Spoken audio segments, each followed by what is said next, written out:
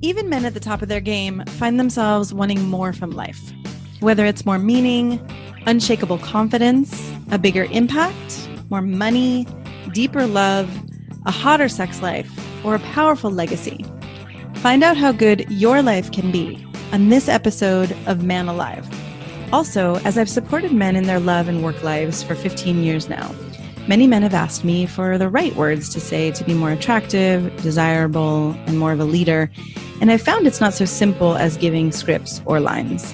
Because at the root of a connected and affectionate relationship and being more effective and inspiring at work is your ability to influence others.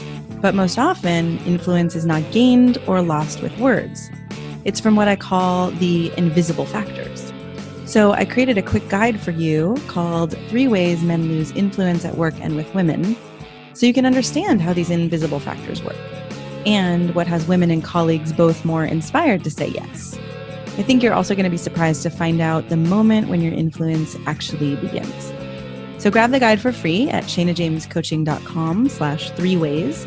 That's shanajamescoaching.com/3 and the word ways, WAYS. Or you can text ALIVE to 44144. That's the word ALIVE, ALIVE, to 44144. I hope you enjoy the guide and this episode. Hello and welcome to this episode of Man Alive. I'm your host, Shana James, and I'm happy to be here today with you, Jayson Gaddis. Welcome. Thank you. Good to be here.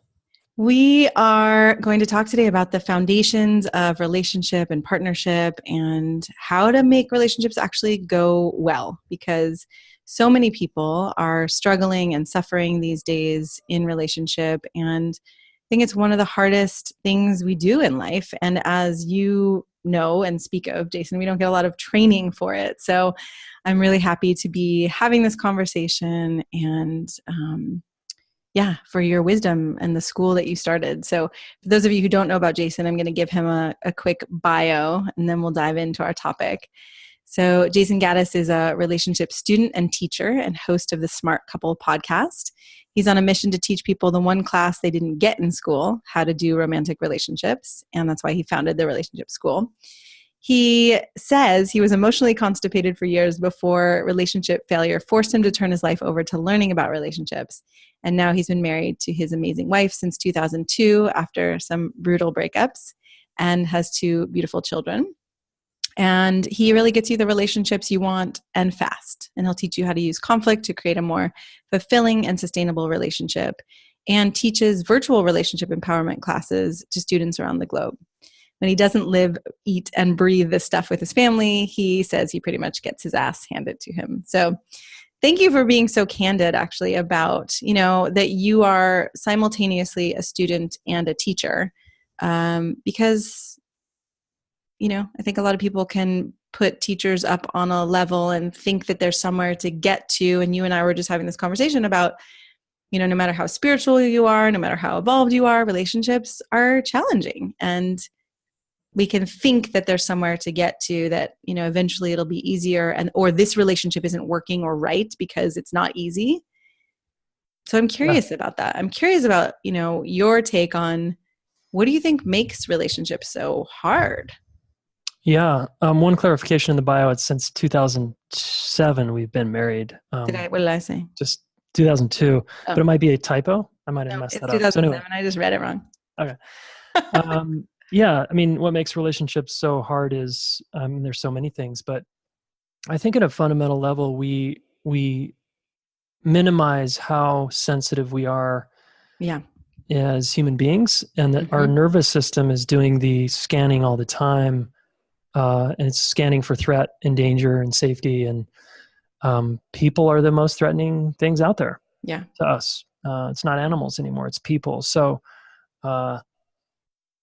people discount that, and then they get in close proximity with someone, like a partnership, living close quarters, and then they start getting really scared and agitated. And sometimes they don't even know why, and then they blame themselves or the other person, and it gets really kind of wonky after that. Yeah, I mean, I feel like you're naming what happens in general for people, but it's not actually talked about in out in the world, right? Yeah. It becomes like this secret thing, and we feel shame about it. And, I don't know, I kind of thought the more spiritual practice I did, the easier it would get. In some ways, it is actually getting easier because I can watch those things arising. I can watch those Mm-hmm. fears and those anxieties and those triggers arise. But it's been a good 20 years of um, having to learn to watch them and still not act on them, right? There's like, Yeah. so, I'm curious. I know since you've started this school, um, I'd love to hear about some of the foundations that you found that actually make relationships less challenging and, less of that sticky back and forth, blaming each other, all of that. Yeah. I think it starts with the view, like any kind of spiritual practice. It's like, what's the view? Why are we doing this? What's the context we're Yeah. setting for partnership or getting together? And so many people just kind of toss that out the window or forget. Or, yeah, don't even think about that or consider that that's a thing. Right. And then therefore they're automatically subordinating to cultural constructs around marriage or partnership that probably aren't going to serve them. And Yeah. so then they're going to compare themselves to that construct and be frustrated. Yes. So I think the construct or the context rather is really essential, that people Mm-hmm. have and I encourage people to have a growth mindset, because you're going to be forced to grow Yeah. in a long-term relationship. And so you may as well get on board with that. So that's like foundational, Yeah. And do you, when you're working with people and couples, you have them actually get clear about, why am I in relationship in the first place and why are we doing this? Yeah. I'll ask people like the kind of obvious question: why are you together? Uh-huh. Why do you want to stay together? Why do you want to do this? Yeah. Is it really for taxes, or do you actually, there's something here that's like, no, life takes on more meaning and magic when it's going well. That's why I'm here. Then it's like, oh, cool. We got an anchor there, a point that's really strong. And a lot of people don't have that, which is sad. Mm-hmm. And they never learned how to cultivate it, and they're not willing to. So those people are always going to frustrate. But if you're willing to, I tell everybody, it's just about everybody can do this well. They just need to put in the work and the effort. Love that. There's a few of us that we're wired more, maybe on the Asperger's autism spectrum, or we're on a spectrum of some kind of human condition that isn't conducive to partnership. But that's a very tiny percentage. Mm-hmm. Most of us are not that. Yeah. And as you say that, I think, some of us more than others have had trauma or really painful childhoods, or, things that haven't gone well, attachments or connections that haven't gone well in the past. And I see that makes a difference. I'm imagining you do as well. Kind of curious how you work with that. Yeah, totally. We all have our compromised relationship experiences that then set up kind of a blueprint. I call it this relational blueprint for life. And most of it starts actually in the first 2 years of life, with our earliest attachment memories in our body and with our caregivers. And that sets the foundation for how we're going to do relationship. And then on top of that, we have other challenges or victories along the way that can either help or hinder partnership. But again, it doesn't matter what you're walking into a partnership with. It's all workable if, again, you have tools and a view and like, oh yeah, this is about growth. And my earliest memories in my body from my mom and me are going to get activated here with you. Oh, that's not a problem. I just need to learn how to work with these, versus why the hell is this happening to me? And why are you making me feel this way? And because again, people just lack information. Right. And I'm just seeing, it's so simple, and yet without having a sense of, oh, these things are going to get activated and that's okay. I just need to know how to work with them. Right. That sounds so simple, but without that, it's like a shit show of feelings and emotions, and you're doing this to me and I'm, right. It's hard. Yeah. And then they're watching movies that say it's supposed to feel good if you meet the right person or find the one. And it's like, no. The one is sitting, whoever you're dating is the one. And it's your training partner right now to like learn how to deal with your shit and their shit, so that you can actually have a really sweet, nourishing connection. It's always going to be challenging at times, but at least the bedrock is like, we're good. We're cool. Yes. Beautiful. Okay. So context and view is one of the foundations. Yeah. And And then building off that, we can talk about needs. I teach a lot about needs, and most people, it's like, what do you feel when I bring up the word need? Listener, like, what comes up for you? And a lot of people are like, they start to cringe, yes. because most of us, boy and girl, are taught to not have needs in this culture. Neediness is bad. Needs are bad and wrong. When need actually equals neediness as opposed to, right? Yeah. Just need. Yeah. And the spiritual people, no offense here, are to listeners who are spiritual, are some of the worst offenders here in terms of, I don't have needs. I don't need anything. I'm good. Yeah. Because spiritual communities attract people who are more avoidant in their attachment styles. Yeah. And so they go deal with their relationship problems on their own, on the cushion or on the yoga mat, or they're chanting or nature or whatever. Yeah. That's not actually going to move the ball forward for you In a dealing with relationship. another human being. Yeah. Yeah. So I remember I was just thinking of a date I went on with a really, I identify as a spiritual person, and this guy was a spiritual person also. And when I was asking, like, okay, well, what do you imagine? What are you looking for in relationship? And it was like the air got completely sucked out of the room. And he just went into this like, well, how would I know? Or how should I know? Or I don't know. It was more just like, I just want to see what arises. And I was like, oh, shit, like, I don't think this is going to work, because while I also have that sense of, okay, things are going to arise and we can grow together. It's, I do also have a sense of, okay, my vision needs to be similar enough to someone else's vision that we want to go in a similar direction or have a similar life experience. I mean, do you find that as well? Or does that not, do you find that doesn't matter as much? Yeah, you're talking about kind of shared values that we have sort of an overlap. Say if we drew a Venn diagram, that there's at least some overlapping values. Yeah, absolutely. Yeah, like if we don't have that overlap, again, why are we together? Right. If we can't do some things together, whether it's a hobby or a spiritual practice or a business opportunity, like if there's not overlap, I don't. It usually doesn't go well. Yeah.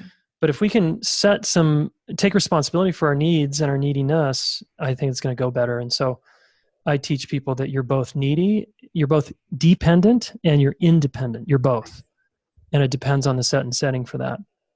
But in a long-term partnership, you have needs and they're valid. And one of them is to feel safe emotionally. Mm-hmm. And most people would agree, I want to feel. And I need to, in order to open my body to this person, I need to feel emotionally safe with this person. Yeah. It's fine if we at times don't feel emotionally safe, but again, generally speaking, 80% of the time we feel emotionally safe. Yes. And as I work with men, sometimes this is a new concept for men. And as men are getting older, or for men who are getting older, who are listening, right, it often shows up that, wow, I'm realizing I need a more emotional connection with a partner in order to feel safe, or in order to feel sexual or turned on, or, something like that. So I love the topic of emotional safety, especially with men who haven't necessarily been taught that there is such a thing, or that they would need such a thing, or, it feels really, it feels moving to me when I work with a man who really starts to get, it's okay for me to have needs and emotional needs, and to want to feel safe, versus I'm supposed to be the one who is the rock or just always creates the safety. Yeah, exactly. I mean, it'd be really interesting to interview just every man who's taken Viagra. And if we really got in there, we would probably find that there's a sensitive man who has a need for emotional safety. Yeah. And he's not feeling that way because he's that sensitive, and his cock is responding by giving him the message like, this is not safe. So then he makes himself wrong, or the woman wrong, and then he takes Viagra or takes whatever to try to make it go away. And it's like, no, dude, you're fucking missing out on the feedback. Like, that feedback is essential for you to like own your sensitivity and how it's okay to be like need emotional safety here. Yeah. Yeah. I've worked with many, many men who have come thinking, I don't know what's wrong with my body. I can't get an erection anymore. I can't get an erection with this specific woman. And then the more we've gotten into it, it's been like, I don't feel connected, or I don't, but that wasn't even a concept before we started, or it wasn't, it wasn't a sense that was even something that would control their body's reaction. Yeah. Yeah, totally. So emotional safety is huge. And then another one might be, we need to feel seen. We have a need, and it's not a want, it's a need. Because why would you be in a partnership where you don't feel seen or understood, right? Like, or known? That'd be kind of a really superficial partnership. Which I think is very common. A lot of people walk around feeling more alone in partnership than they say they would. Yeah, Actually. and they probably grew up with parents in an environment where they didn't feel seen and known. So they got used to tolerating an environment where it's okay to not feel known. And actually, I'd say, no, it's not okay. Like, you can feel known because it's one of the most beautiful feelings, as you know, to feel known and to feel seen by people. Yeah. So I would just challenge the listener here to own that need also. Do you have a sense of, okay, for someone listening who is suddenly having the epiphany, whoa, okay, I want to feel known, or I want to feel seen or understood. How do you start to guide people to be known or seen or understood? Yeah. Well, most people are hiding out, as you know, in their relationships and in life. I'm going to put my best foot forward because I don't want to be rejected or judged or criticized. So I'm going to hide my ugly parts over here where you don't see them. But, the beauty about a partnership is you can't hide those parts, and they come out anyway. So it's like, oh, do you love me now? Oh, you're going to love me now? Oh, how about now? And how about now? Because some of us are ashamed of these parts of ourselves, and we'd rather no one see them. Yeah. Right. So the first step is like, can I start to take little baby steps to risk feeling seen? If the claim is, because you got to get in touch with the claim or the need, which is, I need to feel seen, then now you got to risk being seen. And I love this, that the responsibility is not just put on the other, like, you're not seeing me, right? Yeah. I mean, some of that is, some of that could be possible that is coming from the other side, and they have their own blocks. But then there is also the willingness to show yourself and to risk the vulnerability. Yeah, that's right. Yeah. So, I mean, that's huge for most of us. I mean, that was huge. I remember going to therapy my first time, and I could barely look the woman in the eye. When I started getting more vulnerable, I was just like cowering because I was so afraid I would be humiliated or rejected, or I had this somatic memory of my childhood, like, it's not okay to like show this part of myself. So I had to really tread lightly, and it took me a while to be okay with my parts of myself that I had previously repressed and buried. Yeah. I was thinking about this recently too, because I was thinking about, men's work is becoming a lot more popular, and I think it's great and necessary. Right. But then I think about what you said, being with a woman therapist, or even being, with a partner, if you're heterosexual. Like there's a way that healing happens with our same gender, and there's a way that healing happens with the opposite gender, right? Where I find that as I work with men, it's like their bodies and psyches start to relax around certain things. But like you said, it takes some time. And if you're trying to do it only in relationship, it can be like the stakes are so high that it's so scary. Yeah. So when you have people come into your school, are they doing some of these practices with other people too, or just their own partner? How does that work? Yeah. Most of the people that sign up for our relationship school, like our 9-month training, for example, they're either single or they're partnered, but their partner isn't there. Because it's a higher end program. It costs a good amount of money to invest like this. And so people finally do take the risk. And now we start to establish a community where, this is the norm. And even the expectation that you like reveal who you are, because that's flexing, that's like lifting the weights for your life so that you can go out and be yourself. Yeah.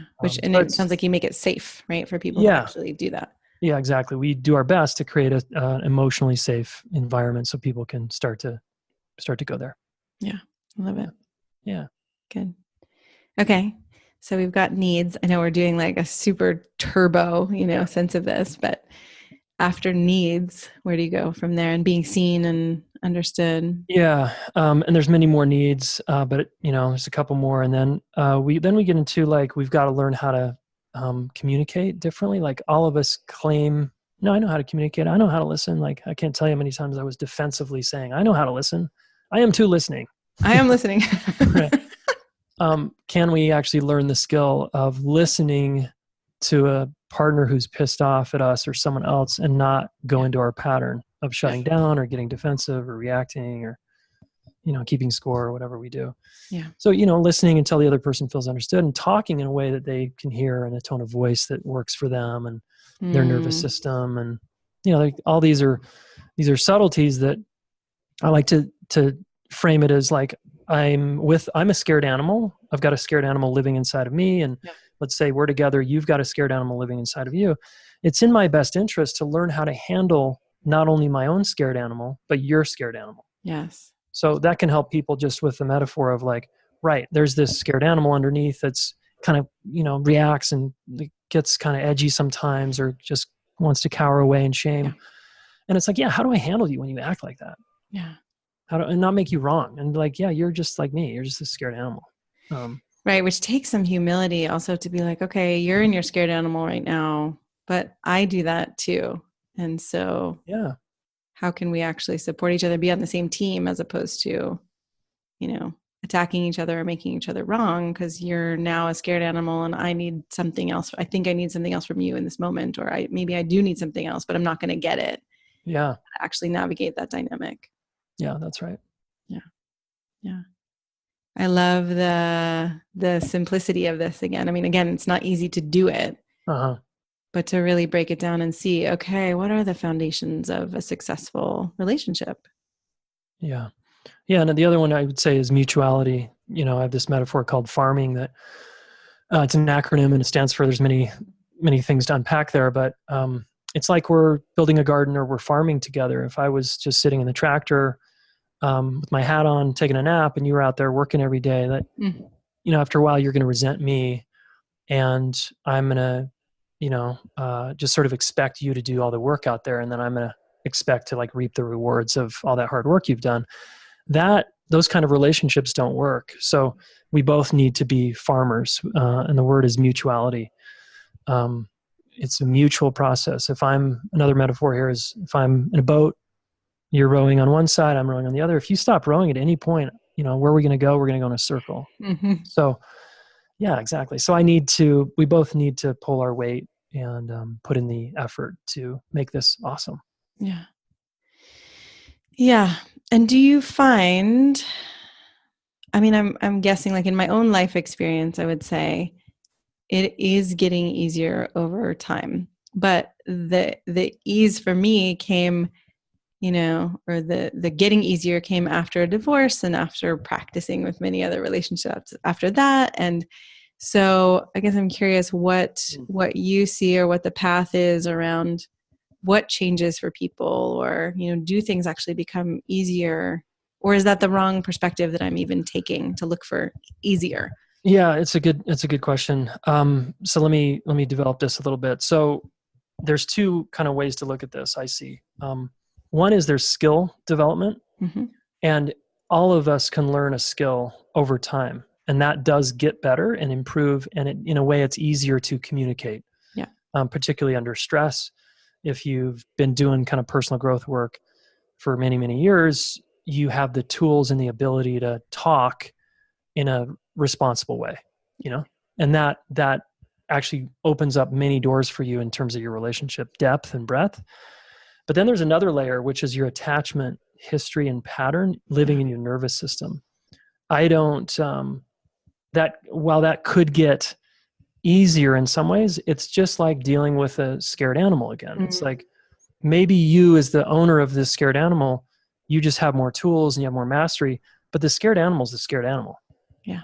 And it's not going to change no matter how much work you do, especially your deepest attachment pattern is going to keep flaring up. Right. And it's like to not expect that to go away. I was just going to say or that. that to get better. Yes. That's where we start to get into a fantasy like, oh, then it must be this person, or gosh, what's wrong with me? I can't get over my reactivity when he does that tone of voice or she has that look on her face. It's like, no, that's your scared animal again. And you just need to do a better job of handling that part of the scared yourself. animal. Right. So those triggers and those contractions that come on so suddenly, they're not necessarily going to go away, but how we respond to them, relate to them, how we communicate, that piece actually changes is what you see. Yeah. And then in that transformation, the trigger has, I think, in my experience, less charge to it, right? That animal is actually got enough experience now to know that the look on my wife's face doesn't need to be threatening. Right. I still evokes a response and a reaction in me, but it doesn't take me out. It doesn't turn into this big fight. It's just like, oh, there's that thing again. Yes. You know? Yeah. And I often, when I'm working with people, I have this conversation of, okay, instead of looking at it like comparing this one situation to the last situation. So I got triggered now and I got triggered before. It's like, how many times out of 10 did you used to get triggered? And how many times out of 10 are you now getting triggered? Like sometimes we don't give ourselves credit. And I think it's easy, especially in one of those states where we get contracted, to be like, oh, this always happens. It's always like this. And I'm never going to get out of this. Because that's kind of the nature of that state of our heart closing or, being triggered, if you want to call it that. Yeah. I mean, there's a concept called, a term called neuroception that Stephen Porges, the founder of the polyvagal theory, came up with that I think is really brilliant because it speaks to the below our awareness reactivity that goes on in a partnership. Yeah. The look on your face, the tone of voice, when you turn your body language a certain way, and it awakens and invokes a threat response in me. And so I could, if don't have some mindfulness online, I could just get hijacked by that every single time, right? Yeah. Or if I have practice, I know that, oh, it's that thing again. And I have some distance, but it doesn't mean that's going to get turned off. And in fact, we don't want it turned off because it's the same system when you're walking down an alley at night. You want it to fire. You want it to work in those moments when you need it. And so that's a great point. To not pathologize or make wrong your own emotional sensitivity and reactivity, because that's, again, your threat detection system trying to keep you safe. I like that you're not trying to get rid of it because it does have its uses. It's just that you're not reacting to it as though it's useful all the time or it's the right thing to prioritize all the time.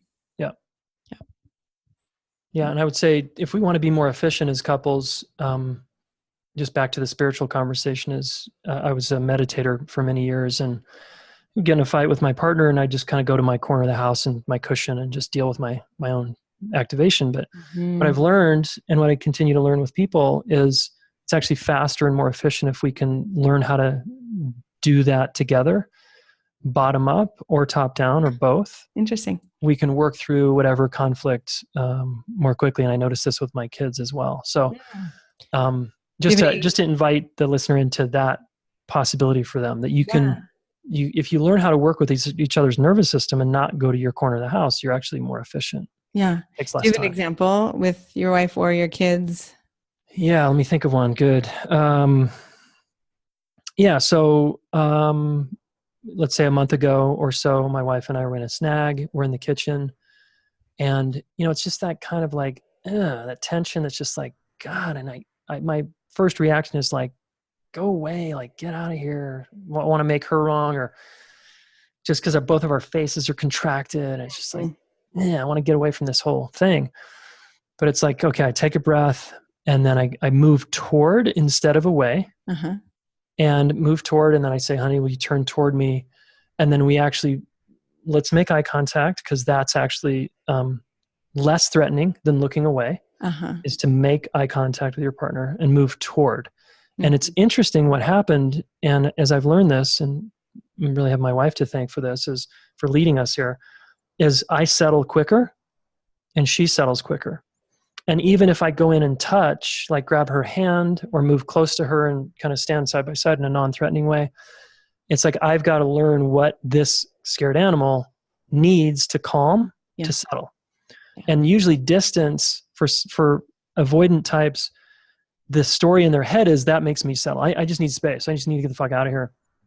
Okay, but you're just further embedding that rut in your brain and your nervous system that's where to go under stress, instead of like seeing relationship as a resource. Because that's what we want kids to do, is we want kids to turn towards their parents who are supposed to be safe to work through their upset, not to go to their room. It's kind of messing up the attachment security.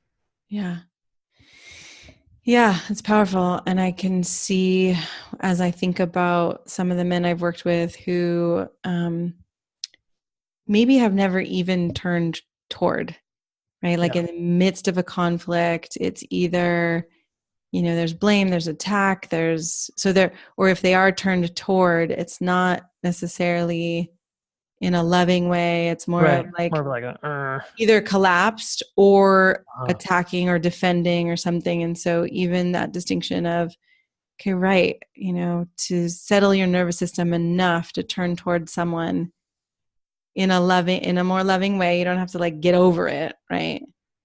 But to be willing to actually look and to be seen can take a lot of courage. Yeah. And can I soften my eyes? Can I just take a big breath and like relax my shoulders so that I don't look and appear so threatening? Right. And remember that, okay, this is a moment. And I have other moments with this person. Yeah. I actually love this person. Right. Yeah. Yeah. That's beautiful. Yeah. And you do it with your kids too. Yeah. Yeah, totally. I learned pretty quick that the go to your room thing, because I did that once. And that's what I got growing up, right? It's like, go to your room. And I'm not going to fault any parent that's doing that. But what we end up doing is, again, it's not security promoting for attachment, for bonding. And it's actually saying, you need to go work this out yourself. Yeah. And you're 5. Yeah. And you know how to go work this out yourself. And it's like, no, kids don't know how. They actually need the adult's nervous system, because they're the external regulator, to calm the kid's nervous system. Yeah. So we actually bring our kids closer when there's conflict as much as we can. And if they need a little space, cool. But it's not like, nope, you don't get to go to your room and shut the door and lock it and whatever. It's like, nope, come here, because we're going to work through this like fast if you just come closer. Yeah. Just thinking about a moment I had with my son last night where my nervous system was not regulated, and where I was just like, oh, wow, I would like to punch something. But taking a moment, walking into the kitchen and then coming back in and remembering I'm an adult here, which is really interesting, because I feel like, in conflict, whether it's with a child or another adult, there are ways where I'm like, oh, right, I'm a 4-year-old right now, or I'm being a 7-year-old right now, or I have these parts inside of me that are getting activated. And like you said, back to the beginning, okay, when I can have a view that this is what happens and this is, workable, versus going into even more shame or more, spiral around that. Yeah. And parents are going to be more empowered if you get the connection between your past and your kids, what they're going through, and you can actually start to clean that up and work on it. Yeah. And that's the beautiful blessing kids give us, is an opportunity to like work through stuff from our history that hasn't been touched. Yes. At every stage, my kids show me where I have something to deal with, Yes, I know that very well. All right.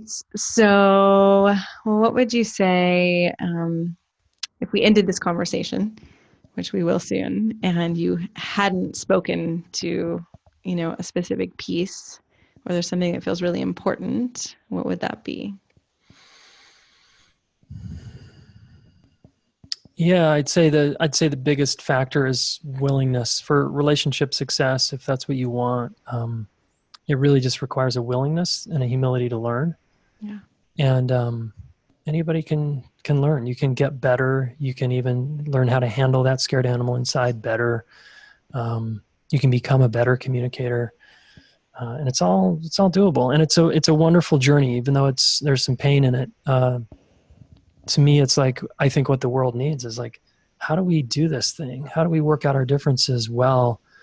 Because conflict's not the problem. It's how we work through the repair and the rupture, and how we kind of clean it up afterward. That's the issue is, it's like, so can we get better at that? And I'm saying, yes, you can. Just learn. I love the assuredness or the simplicity of, yes, you can.